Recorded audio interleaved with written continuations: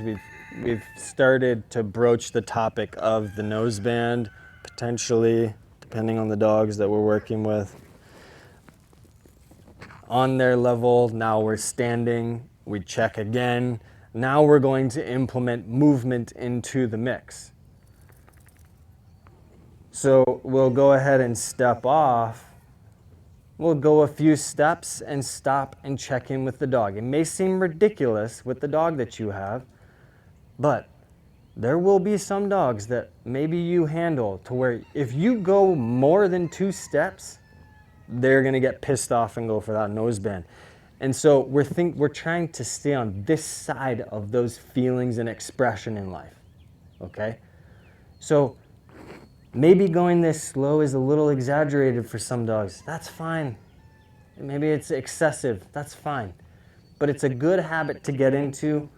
Take a few steps, stop, check in with them. And I skipped hand placement because everyone's hand placement's pretty decent, but let's go over that. So how we get our hand placement, and we like to be consistent with this because how many of you have heard that it's good to be consistent with dogs? Pretty spot on. How many of you have a consistent hand placement on the leash when you walk your dog? Not many. It's all over the place. Sometimes it's here, sometimes it's here, sometimes it's here. With us, it is spot on every single time until the dog graduates out of that space. There's play in it, but there is consistency in our hand placement because consistency goes a long way. If the dog feels us sometimes come in to support them at 6 inches, and sometimes it's 10 inches, sometimes it's a foot, it's not consistent. It's blurry. So for us, it's just every single time it's the same until we can graduate beyond that. How we gain our hand placement is we'll take the end of the leash like so. We're going to start with the dog in our left hand. So our guiding hand is going to be our left hand.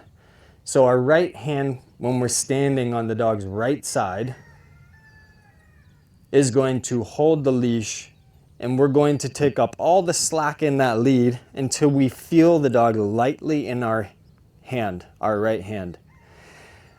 Then with a relaxed arm, that's where we'll grab the leash and relax our right arm. So just when we're standing here, we should feel the dog in our hand with a light amount of pressure.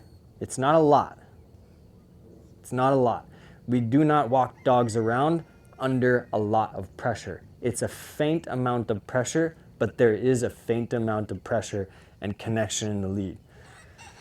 That's important for this element of feeling them and being consistent with supporting them quickly in their feelings in life, in their expressions in life. That's how we gain our hand placement. And if we're walking along and we stop and we're like, my hand placement's all over. Maybe we walk a little bit and we stop and we look down and there's a loose lead. Or the dog has too much space, too much freedom. Then we just can check it and be like, okay, I'm all set again. Now you can get to work. But we always start, especially green dogs. I know a lot of you are working with rescue. So when you get a new green dog that doesn't know anything, it's important to start. A suggestion would be to start systematically like this. Take a few steps, stop and check in with them. Be like, hey, you're doing a good job. You just took 2 steps with this new tool on your face. And dogs, like, unless they give me a reason to think otherwise, I consider them to be very childish. I consider them to be toddlers until they give me a reason otherwise. 24 hours a day, 7 days a week, I think they're going to act a fool and get themselves into trouble. 24 hours a day, 7 days a week, That is my existence with any single dog until they prove to me otherwise.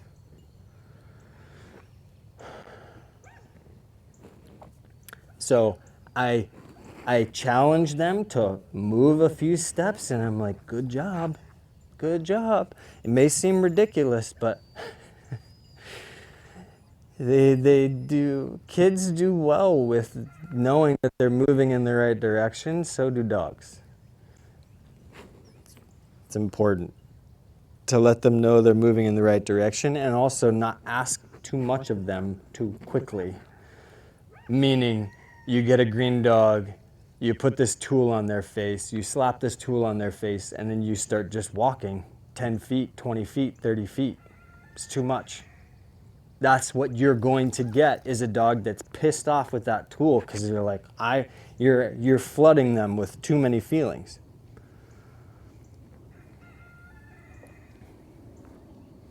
So we build our way up to walking in a full circle. And so when we're walking in that full circle, building our way up to it, we're noticing our hand placement, we're noticing how the dog feels, how often are they looking outside of that circle, looking at things